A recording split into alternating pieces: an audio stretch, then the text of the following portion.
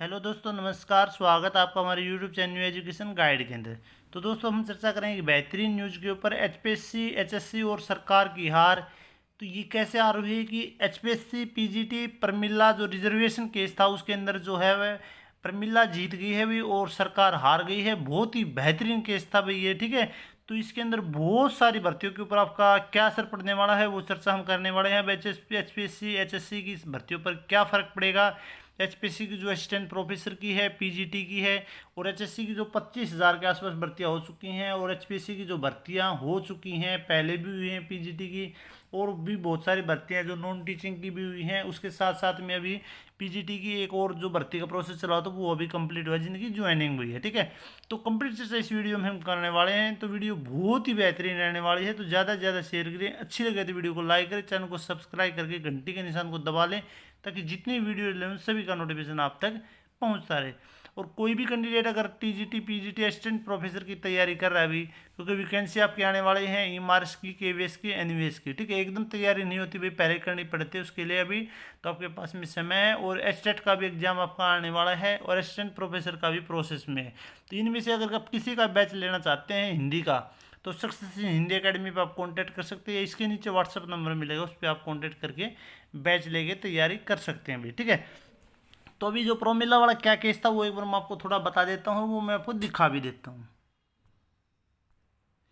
तो दोस्तों, ये प्रोमिला का केस है, ये डायरी नंबर भी दे रखे हैं इसके अंदर, ठीक है। ये सारी चीज़ इसके अंदर दे रखी हैं। Haryana public service commission versus Pramila and others, ठीक है। ये आपका हो रखा है केस, और ये लंबा प्रोसेस चला हुआ भी 1 फरवरी 2024 से ये, ठीक है।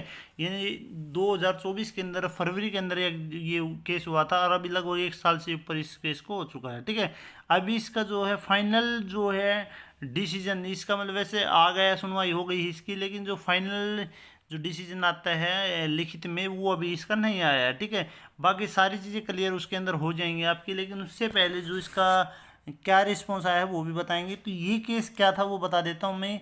ये जो कैंडिडेट थी ये आपकी थी पीजीटी मैथमेटिक्स की भी, ठीक है। पीजीटी मैथमेटिक्स से एचपीएससी के लिए इन्होंने फाइट किया था भी, ठीक है। मैथ की कैंडिडेट थी, और इन्होंने क्या किया था कि इन्होंने प्री का जो एग्जाम दिया, सॉरी भाई, 1 मिनट के लिए, 1 मिनट के लिए। तो इसका जो एग्ज़ाम था, इन्होंने पीजीटी मैथ का प्री का एग्ज़ाम दिया था। तो उसमें क्या हुआ था कि इस कैंडिडेट के भाई यहाँ पे इसके शायद 41 कुछ नंबर थे भाई, ठीक है। 41 कुछ नंबर थे, शायद 41-42 के आसपास, 41 पॉइंट समथिंग थे। और ये थी ओबीसी कैटेगरी के अंदर, ठीक है।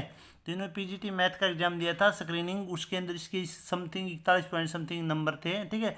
और जो जनरल कैटेगरी की जो कट ऑफ लगी थी उसके अंदर जो कैंडिडेट थे उसके 38 पॉइंट जो है समथिंग नंबर थे, ठीक है।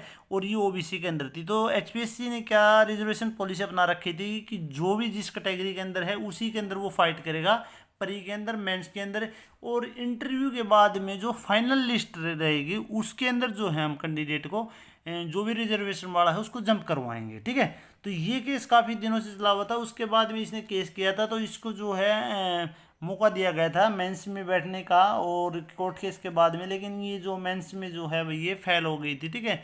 पास नहीं हुई, मैंने इनका क्लियर नहीं हुआ, तो ये भी पेंडिंग में रह गई भी, ठीक है। लेकिन ये जो केस है लास्ट फाइनल में ये जीत गई। कि अभी जो पहले इन्होंने जो केस पहले भी जीत लिया था इन्होंने सिंगल बेंच के अंदर। तो उन्होंने बोला था कि एचपीएससी भैया अपना जो है रिजल्ट रिवाइज करिए, ठीक है। एचपीएससी को जो है आपका रिजल्ट रिवाइज करने के लिए बोला गया था कि स्क्रीनिंग का रिजल्ट रिवाइज करे, और जो है रिजर्वेशन वाले कैंडिडेट हैं जो भी जंप करते हैं उनको जंप करवाया जाए, और फिर उसके बाद में फिर एग्जाम लिया जाए, ठीक है।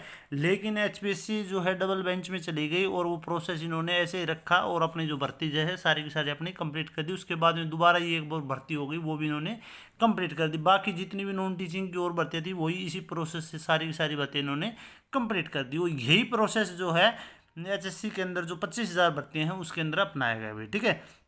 अभी ये है फैसला जीत गए है, तो डबल बेंच ने भी क्या फैसला दे दिया है कि ये जो रिजर्वेशन पॉलिसी है ये आपने गलत अपनाई है, और ये रिजर्वेशन पॉलिसी की जो भी रिजर्वेशन वाले कैंडिडेट हैं उनको पहले जंप करवाना चाहिए था फर्स्ट स्टेज से, ठीक है, प्री के अंदर, फिर उसके बाद भी मेंस में होता है तो मेंस के अंदर, और फाइनल तक भाई, और फाइनल में जो आते हैं भाई वो तो एक अलग बात है, ठीक है। तो ये रिजर्वेशन वालों को स्टार्टिंग से जो है रिजर्वेशन दिया जाए, ठीक है।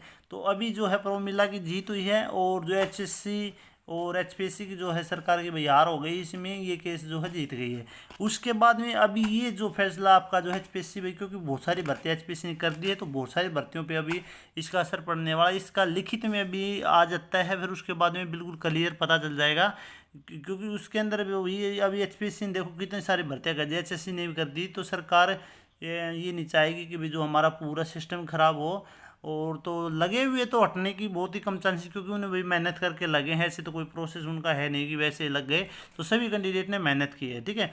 तो इसमें एक प्रोसेस ये हो सकता है कि जो भी कैंडिडेट मतलब जितने भी पेंडिंग में रह गए थे भी, जो मतलब जनरल में फाइट कर रहे थे, लेकिन वो जो है उसकी कैटेगरी के अंदर बाहर हो गए जनरल में तक, वो जो HSC HPSC ने नहीं लिए, तो उनका जो है अलग से एग्जाम हो के जो उनका प्रोसेस बचे हुए जो कैंडिडेट थे, उन कुछ कैंडिडेट जो भी आते हैं सभी भर्तियों के अंदर, चाहे वो टीचिंग की हो चाहे नॉन टीचिंग के, तो उनके अंदर ये प्रोसेस से भाई बचे हुए कैंडिडेट हैं उनको लेके जो है प्रोसेस भर्ती का दोबारा उनका एग्जाम लेके जो जो बचे हुए हैं उन दोबारा नहीं, उनका तो एक बार मतलब फाइट किए ही नहीं उन्होंने, तो जो फाइट करेंगे तो उनका एग्जाम लेके जो आगे प्रोसेस जो भी आगे मतलब लड़ते हैं भाई, जो भी मतलब इस लिस्ट में आते हैं तो उनका सिलेक्शन हो सकता है, ठीक है। थोड़ी बहुत जो है लिस्ट में फ़र्क पड़ सकता है, बाकी अभी फाइनल डिसीजन आने के बाद में इसका पता चलेगा भाई।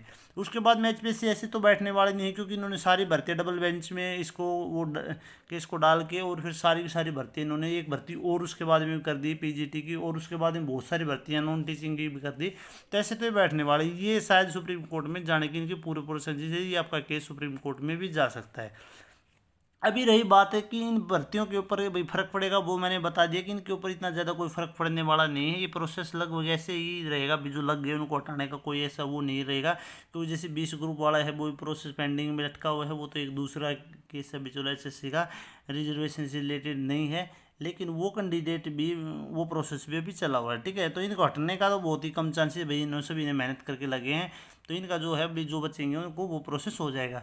उसके बाद अभी जो नई भर्तियाँ हैं असिस्टेंट प्रोसेस, तो इसमें जो है HPSC जो है ये प्रोसेस अपना सकती है कि जो कैंडिडेट स्टार्टिंग में, ठीक है, प्री के अंदर जो कैंडिडेट रिजर्वेशन वाले होंगे भाई, ठीक है, तो वो जर्नल में आपके जो है फाइट कर सकते हैं भाई, ठीक है। तो जर्नल के अंदर अब की बार कंपटीशन ज़्यादा बढ़ने के पूरे चांसेस असिस्टेंट प्रोफेसर के अंदर भी, जो भी रिजर्वेशन वाले हैं वो जितने भी जो इस लिस्ट में आएंगे तो इसके अंदर फाइट कर सकते हैं। जैसे किसी भी सब्जेक्ट की वैकेंसी मतलब जर्नल के अंदर असिस्टेंट प्रोफेसर की जैसे 100 हैं भाई, ठीक है। और रिजर्वेशन वाले कैंडिडेट हैं, जैसे कोई भी रिजर्वेशन कार्ड वाले कैंडिडेट जैसे SC है, BC है, EWS है, ठीक है, ST है, इनमें से अगर कोई भी कैंडिडेट जैसे भी 100 वैकेंसी हैं और जो इनकी कट ऑफ जाती है, मतलब मान लेते हैं हम 70 पे जाती है भाई, ठीक है, 70% पे कट ऑफ जाती है, तो इसमें से 70% में जैसे मान लें OBC के 4 आ गए, ठीक है, SC के 3 आ गए, ठीक है, EWS के 5 आ गए, ठीक है, तो 5 और 3 8 और 4 12 है, ठीक है। तो 12 वैकेंसी जो है इसकी आपको जनरल की ये ले जाएंगे भाई रिजर्वेशन वाले फर्स्ट स्टेज के अंदर, ठीक है, ऐसे कम हो जाएंगे, ठीक है। तो अभी है जनरल के अंदर बहुत ज़्यादा कंपटीशन, इससे क्या हुआ है कि रिजर्वेशन वालों को जो भी कैंडिडेट थे रिजर्वेशन के अंदर उनको फ़ायदा हुआ है, और जनरल वाले कैंडिडेट थे उनको यहाँ पे नुकसान हुआ भाई, ठीक है। लेकिन भाई ये जो फैसला है भाई वो तो कोर्ट का है भाई, वो सभी को मानना पड़ेगा, क्योंकि जो प्रोसेस है भाई वो प्रोसेस भी रिजर्वेशन का बेनिफिट, अगर एक बात है भाई, अगर कोई कैंडिडेट पहले ही बाहर हो गया तो उसको बाद में रिजर्वेशन का क्या फ़ायदा भाई, उसको रिजर्वेशन बाद में दे या नहीं दे उसका क्या मतलब, उसको अगर वो पहली स्टेज में बाहर हो गया तो फिर उसको फ़ायदा भी नहीं मिल रहा, ठीक है। तो कोर्ट ने बोला कि रिजर्वेशन का जो बेनिफिट है फर्स्ट स्टेज से ही दिया जाएगा, ठीक है। तो ये पूरा प्रोसेस था।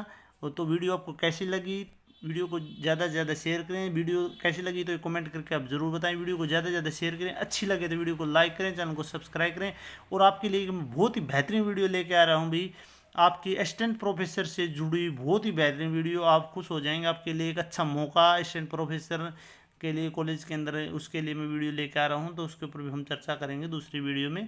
तो वीडियो को ज़्यादा से ज़्यादा शेयर करें और अपनी राय आप कमेंट में ज़रूर दें। फिर मिलते हैं नेक्स्ट वीडियो में, वीडियो देखने के लिए धन्यवाद।